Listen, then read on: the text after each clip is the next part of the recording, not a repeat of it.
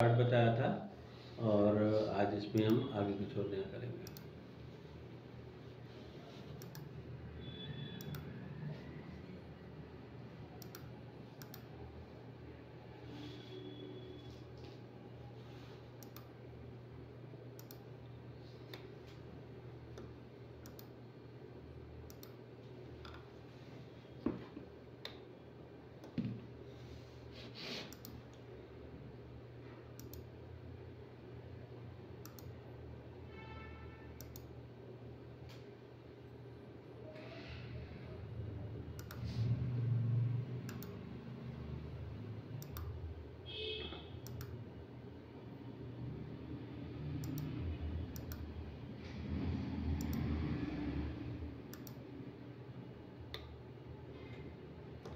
देखिए जैसे हमने इस पर ये बनाया दूसरा फीचर, अगर मैं इसको मर्ज रखता हूँ तो आप देखेंगे कि बीच में लाइन नहीं आ रही है, ये दोनों को कंबाइन कर रहा है।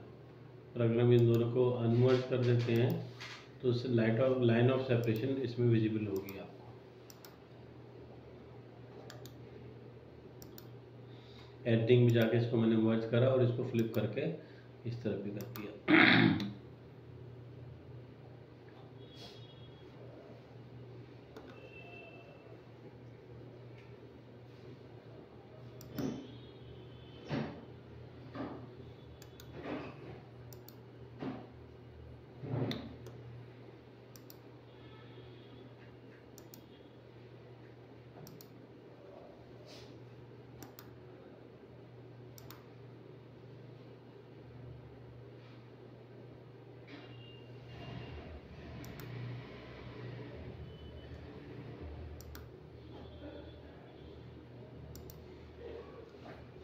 ओके, तो नेक्स्ट मैं आपको आज बताऊंगा कन्वर्ट एंटिटीज। कन्वर्ट एंटिटीज में बेसिकली होता क्या है कि हमें हर एक प्रोफाइल को बनाने से पहले उसका स्केच तैयार करना पड़ता है, तो आपको मालूम ही है।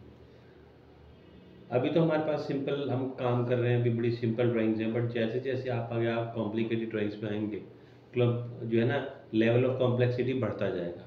ठीक, तो ऐसे में हमें जो स्केच है उस हमें काफ़ी सारी इन्फॉर्मेशन ऐसी होगी जो हमें ड्राइंग में से ही निकालनी पड़ेगी। ठीक है, हम उसको बना नहीं पाएंगे, या तो उसमें टाइम बहुत ज़्यादा लग जाएगा या वो बहुत मुश्किल से बनेगी। तो ऐसे में हम यूज़ करते हैं कन्वर्ट एंटिटीज़ का।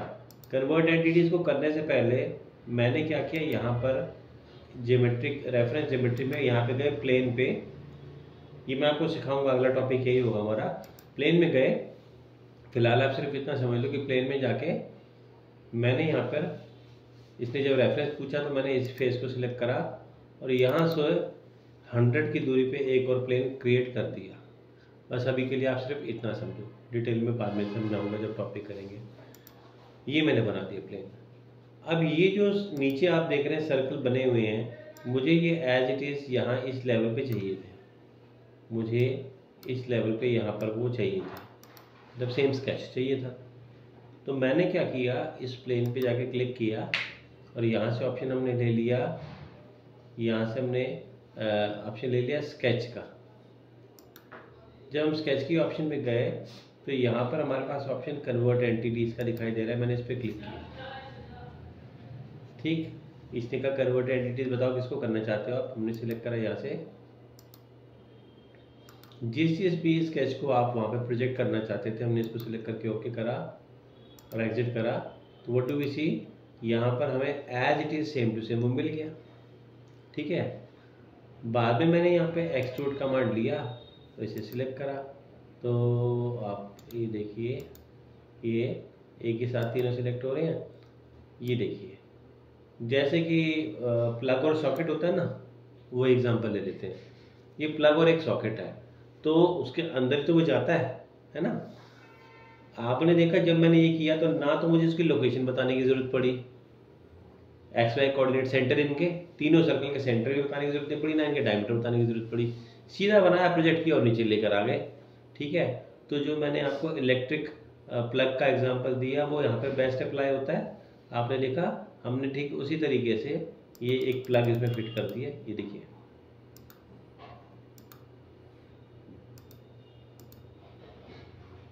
ये देखिए आसान हो गया मेरे लिए काम। ठीक, तो प्रोजेक्ट ये जो हमने ऑप्शन देखी कन्वर्ट टू एंटिटीज, इससे हम ये काम कर सकते हैं। दोबारा से देखो मैंने अंडू कर दिया सब कुछ। ये देखिए मैंने एक प्लेन बनाया पहली बात, क्योंकि जिस पे चाहिए वो तो बनाना पड़ेगा ना। फिर हमने इस पर क्लिक किया, फिर हम इस पर स्केच पे गए। वैसे स्केच पे ले जाने पे ये आपको घुमाकर नॉर्मल 90 डिग्री पे ले जाता है, पर मैं इसको समझाने के लिए वापस इसी कंडीशन में ले आया व्यू को। अब इसने आपसे पूछा कि बताओ किस कुछ, हमने कन्वर्ट एंटिटीज पे क्लिक किया, इसने कहा बताओ कौन कौन सी एंटिटीज। तो मैं इसमें से कोई सिलेक्टेड भी ले सकता था, कोई तीनों को लेना ज़रूरी नहीं था। और तो और आप बाउंड्री वॉल लेना चाहते तो बाउंड्री वॉल भी ले सकते थे, जो रेक्टेंगल फॉर्म दिखाई दे रही है। मैंने फिलहाल इन तीनों के लिए ओके करा। हुआ से ये कि ये प्रोजेक्ट के ऊपर हमारे पास आ गया, ओके कर दिया। कितना आसान हो गया है ना। ये तो बहुत सिंपल सा था हमारे पास। आगे कोई बहुत टिपिकल स्केच हो उसे बनाने में बहुत देर लग जाए हमें ऊपर, और वो देखो बिल्कुल मैचिंग करता हुआ आ गया, कोऑर्डिनेट्स भी मैच होके आ गए। मैंने फिर कमांड इसमें दे दिया और ये सिलेक्ट करा हमने इसको। देखिए मैंने इसको थ्रू ऑल कर दिया, तो उसने अपने आप वहाँ तक, मेरे को सोचना नहीं पड़ा कितनी हाइट तक जाएगा। थ्रू ऑल करते लास्ट तक ले गया और लास्ट तक लगा दिया उसने। एक तो ये था कन्वर्ट एंटिटीज। ठीक है जी। दूसरा मैं आपको इसमें बताऊंगा ड्रॉ ऑर्डर। उसके लिए मैं एक नई फाइल की शुरुआत कर रहा हूँ।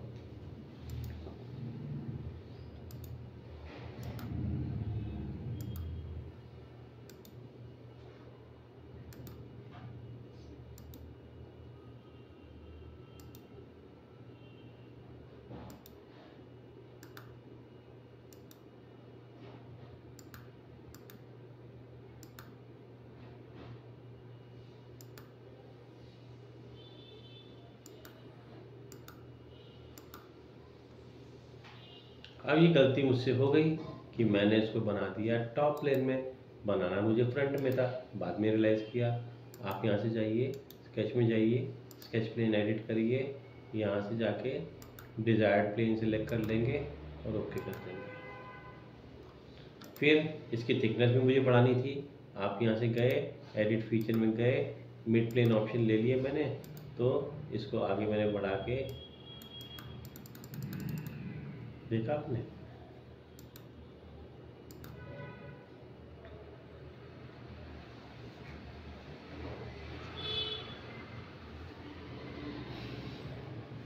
मैंने ये क्या किया कि इसमें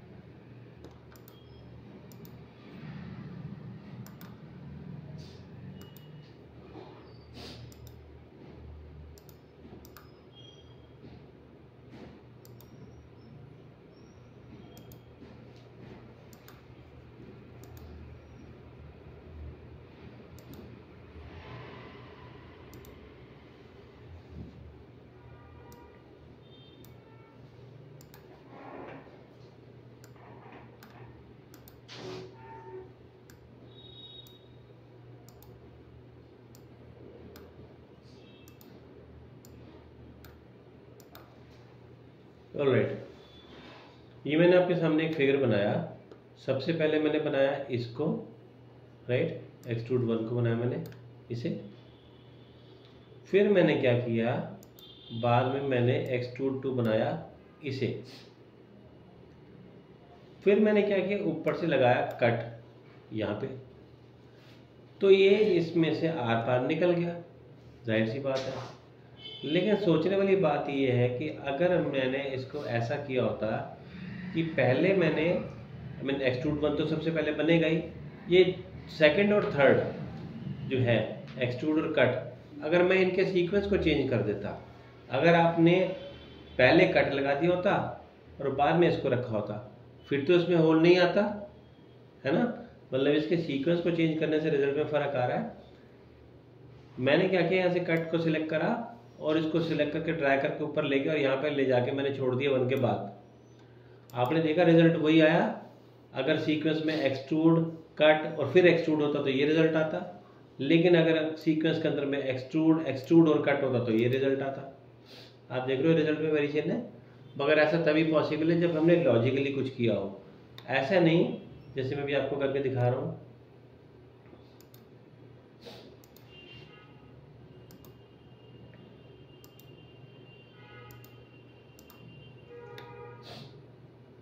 ये मैंने बनाया एक, कलम करने की कोशिश कर रहे थे, ये देखिए मैंने यहाँ से कंट्रोल करके इसकी कॉपी निकाली और ये देखो आ गया, आ गई अब कॉपी। कल हो नहीं रहा था ना ये देखिए।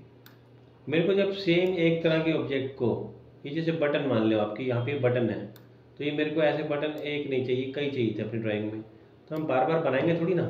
अच्छा, लेकिन ये तो हमने रैंडमली रख दी, इसका क्या फ़ायदा हुआ? फ़ायदा क्या हुआ? आप इसको ठीक कर लो ना। आपको पोजीशन ठीक करनी है तो एडिट स्केच में जाओ, एडिट में जाओ, इसकी पोजीशन दे दो।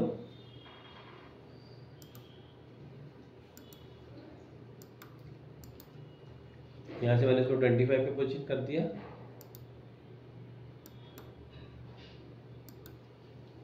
यहाँ से मैंने इसको 30 पे पोजीशन कर दिया, हो गया।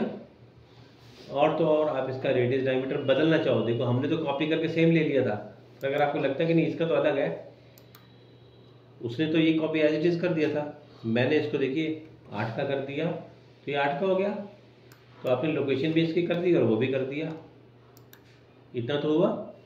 इसके बाद में इसको सिलेक्ट करने के बाद मैं इसकी हाइट को भी अलग से दे पा रहा हूँ। तो कॉपी क्या हुआ, ये तो मैंने सब कुछ ही चेंज कर दिया इसमें, पर हमारे को बनाना तो नहीं पड़ा ना, हमने यहीं से उठाया यहाँ लगा दिया। और अगर सेम कॉपी होती फिर तो बहुत ही आसान था। पोजीशन तो देखो हमें सबकी सेट करनी पड़ेगी क्योंकि मैंने रैंडमली उठा के लगाया। जब आप इसको लेकर आते हैं कंट्रोल के साथ, तो ये देखो आप, ये यहाँ पे भी लग रहा है, इस फेस पे भी लग रहा है। वो पूछ रहा है कि आपने उठा के यहाँ पे रखा है, पहले वाले का रखना है या पहले वाले को डिलीट करना है, वाला दोनों रखना है या एक रखना है। अगर मैंने कहा कि डिलीट करना है तो डिलीट को पहले वाले को कर दे, जहाँ से उठाया था वो उठ गया ना, यहाँ से गायब हो गया, यहाँ पे आ गया। फिर से देखिए मैंने इसको सिलेक्ट करा कंट्रोल के साथ। अच्छा, अगर हम सिलेक्ट करा मैंने कंट्रोल के साथ, ऊपर की तरफ लेकर आ गया तो ऊपर की तरफ लग गया, किसी भी फेस पे लगा सकते हैं। अगर आपने कंट्रोल का बटन ना प्रेस किया होता तो कट हो जाता, मतलब कट पेस्ट भी है और कॉपी पेस्ट भी है। पोजीशन देख के हम इसकी रीसाइजिंग भी कर सकते हैं और स्केच भी चेंज कर सकते हैं, ठीक है। तो ये हमारा कॉपी पेस्ट का ऑप्शन हो गया। नेक्स्ट मैं आपको इसमें बताऊंगा ये वाले कमांड्स ऊपर जो व्यू हैंड्स ऑन का टूल बार है, इसमें क्या है। सबसे पहली चीज़ तो ये कि ये है जूम टू फिट, इसके लिए आप F भी प्रेस कर सकते हो। जैसे हम ये करते हैं ये हमारी पूरी ड्राइंग हमारे स्क्रीन के ऊपर लाके सेट कर देता है जूम टू फिट। इससे अगला ऑप्शन जो आप देख रहे हो ये है जूम टू विंडो। अगर हमें ऑटोकैड के जैसे किसी पर्टिकुलर हिस्से को बड़ा करके देखना है तो आप जूम टू विंडो लो और उसके आसपास आप एक विंडो बना दो, टारगेट को बिल्कुल ठीक बीच में ले लो, जूम टू विंडो। इसके बाद जो आपको लगे ऑप्शन आप देख रहे हो इसका नाम है जूम प्रीवियस। क्लिक करा प्रीवियस में पिछला व्यू, पिछला व्यू, पिछला व्यू और पिछला व्यू।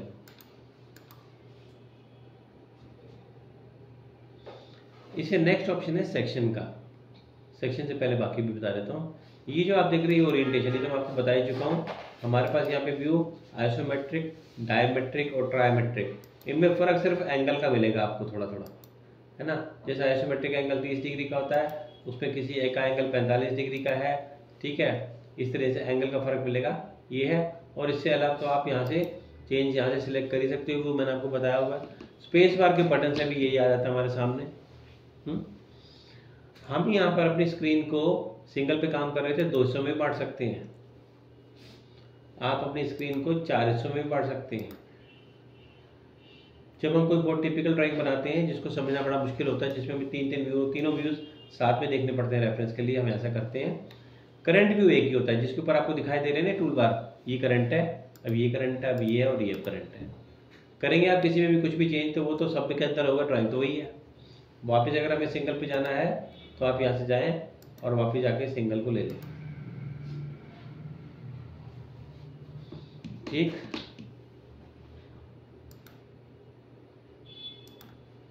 अगला ऑप्शन बता रहा हूँ आपको सेक्शन का। सेक्शन का मतलब होता है हम अपने ऑब्जेक्ट को कट करके उसका वॉल्यूम काट रहे हैं। जब आपने सेक्शन दिया तो यहाँ पर हमारे पास देखो 3 प्लेन आ रहे हैं, फ्रंट, टॉप और राइट। अगर फ्रंट से काटूंगा तो ऐसे दिखाई देगा, टॉप से काटेंगे तो ऐसे दिखाई देगा, और राइट से काटेंगे तो ऐसे दिखाई देगा। मैंने फिलहाल ले लिया फ्रंट वाला प्लेन, ऐसे दिखाई दे रहा है। इसमें आप ये देखिए, मुझे इधर का हिस्सा नहीं देना था, दूसरी साइड का देखना था। फ्लिप करो, इधर का वॉल्यूम काटना है कि उधर का वॉल्यूम काटना है। आप इस एरो को ड्रैग करके आगे पीछे भी कर सकते हैं, जहाँ से मुझे सेक्शन कट करना था वहाँ पे। आप अगर चाहें तो प्रॉपर, मैं तो यहाँ से ड्रैग कर रहा था, आप चाहो तो प्रॉपर वैल्यू देके भी आगे पीछे कर सकते हैं इसको, ठीक। और तो आप एंगल भी दे सकते हो। ये देख रहे हैं आप, ये जो एंगल है, ये देखो मैंने एंगल देना शुरू किया तो इसने सीधा कट ना लगा के एंगल पे कट लगा दिया। ये भी पॉसिबल है। एक एंगल एक्स का और एक एंगल वाई का भी ऐसे भी हो सकता है, ठीक। ये जो हमने सेक्शन लिया इसका कलर ये था। आप इसको कलर को बदल कर कुछ और दूसरा कलर लेना चाहते हो तो कलर बदल सकते हो। अगर आप इसमें सेक्शन गैप हटा देंगे तो कलर की फीलिंग नहीं दिखाएगा, नहीं तो दिखाएगा। मैंने सेक्शन 2 ले लिया। सेक्शन 2 में मैंने आपकी बारी टॉप प्लेन सेलेक्ट कर लिया। पिछली बारी कौन सा प्लेन था हमारा, वो था फ्रंट का, है ना। पिछली बार हमने फ्रंट लिया था, अब टॉप लिया है। ये रहा सेक्शन, सेम यहाँ पे सारी बातें वही काम कर रही हैं। आप यहाँ से इसकी हाइट को चेंज कर सकते हो, एंगल को चेंज, ग्रीन कलर में दिखाई दे रहा है, ये सेक्शन कट रहा है। फिर हम यहाँ से आगे सेक्शन नंबर 3 को भी ऑन कर बने तो तीसरा भी दिखाई देना शुरू हो गया, तीसरा भी दिखाई देना शुरू हो गया। फिर इसको साइड से बदल के हम, ये देखिए ये ले लिया मैंने। ये जो ऑरेंज कलर में दिखाई दे रहा है तीसरा सेक्शन दिखाई दे रहा है हमें। सेम सेटिंग सारी इसके साथ है, बार बार नहीं बताऊंगा। जो ऑप्शन मैं आपको बता चुका हूँ उन्हें बार बार रिपीट नहीं करूँगा, ठीक है। सेक्शन हमने काट लिया। अब हम ये चाह रहे हैं कि इसको हम सेव कर लें, ताकि जब हमें किसी को दिखाना हो तो हम समझा तो सकें। सेव के बटन पे जाओ, सेव करके सेव कर लो। मिलेगा कहाँ से, व्यू के टूल बार में, ये रहा सेक्शन व्यू। अगर आप इस पर दोबारा क्लिक करेंगे तो ये फुल व्यू वापस आ जाएगा। सेक्शन देखना चाहते हैं तो यहाँ पे जाइए, सेक्शन व्यू पे देखिए। अलग अलग तरह से सेक्शन काट के हम उनके व्यूज़ को सेव कर सकते हैं और यहाँ से देख सकते हैं, ठीक है जी। ओरिएंटेशन आपको बता चुका हूँ। यहाँ अगर हम देखें तो ये वाला अपीयरेंस का है, वायर फ्रेम में पूरा जाल के जैसे दिखाई देगा। अगर हम इसको हिडन में करेंगे तो अंदर की वो लाइन्स जो दिखाई नहीं देती है उनको ये हिडन में दिखाएगा, ऐसे डॉटेड में। फिर इसके बाद में हमारे पास अगला ऑप्शन जो है वो है ये, इसमें जो पीछे की लाइन है चिपने वाली वो दिखाएगा नहीं, हाइड कर दिया उसने उनको। और फिर इससे अगली जो ऑप्शन है हमारे पास, उसमें शेडिंग के मोड है, और अगली में शेडिंग के साथ एजेस को भी हाईलाइट कर रहा है। तो हम काम इसी के ऊपर में करते हैं, शेडिंग विद एजेस में। इससे अगला जो आप देख रहे हैं इसके अंदर आपको ये सब दिखाएगा। अब तक तो हमने सीखा इसमें कि रिलेशंस को ऑन ऑफ करने के लिए हम इसका यूज़ करते हैं, बस अभी तो आपने इतना ही समझा है। लेकिन आगे हम कब काम करेंगे तो जो भी हमारे ऑप्शंस होती हैं उनको हाइड या शो करने के लिए हम यहाँ से यूज़ करते हैं, ठीक है। अपीयरेंस कल मैंने आपको समझा ही दिया था, अपीयरेंस देने पे हमारे सामने ये खुलकर आता है। कल मैंने आपको अपीयरेंस डिटेल में समझाया था, है ना। और यहाँ लास्ट में अगर आप देखें तो पर्सपेक्टिव मोड पे मैंने करा तो देख रहे हैं इसका एंगल थोड़ा सा बदल के दिखने में भी अच्छा लग रहा है। ये देखिए जब हम इसको पैरेलल मोड पे रखते हैं तो ये सारी लाइन आपस में पैरेलल दिखाई देती है। ये देखो ये है पैरेलल मोड, सभी लाइन आपस में पैरेलल, और ये है पर्सपेक्टिव मोड जिसमें एक एंगल सा बन जाता है। आगे मिलाएंगे तो किसी पॉइंट पे जाके मिल भी जाएंगी। पर्सपेक्टिव मोड हमारा प्रेजेंटेशन के लिए होता है, ये दिखने में ज़्यादा अच्छा लगता है। अगर आप यहाँ से नीचे शेडिंग रखना चाहते हैं तो शेडोज ऑन कर दो। नीचे देखो हल्का सा शेड भी दिखाई दे रहा है आपको नीचे, ये हम शेडिंग इस पर रख सकते हैं, ठीक है जी। यहाँ पे ये ऑप्शन होती है, बताऊंगा इसके बारे में। अगर इसके पीछे मेरे को कोई बैकड्रॉप रखना हो, बैकड्रॉप लाइक ये पीछे का जो बैकग्राउंड है ना इसका, बेसिकली इसके बारे में बात है। पीछे के बैकग्राउंड अगर मुझे कुछ रखना है तो मैं इसमें ऐसे कुछ बैकग्राउंड दे सकता हूँ। ये देखो जैसे स्टूडियो में पीछे पर्दा होता है ना, ये बैकग्राउंड का वैसे पर्दा टाइप का ही कुछ है, ठीक। तो मैंने आपको आज एडिटिंग कमांड पूरे करवाए, ठीक है। ड्राइंग्स सारी कंप्लीट करिए। एक्सट्रूड रिवॉल्व के बेस पे जितनी भी ड्राइंग बनी है आपसे वो सब कंप्लीट होनी चाहिए, करके देखो। बाकी कल आपको मैं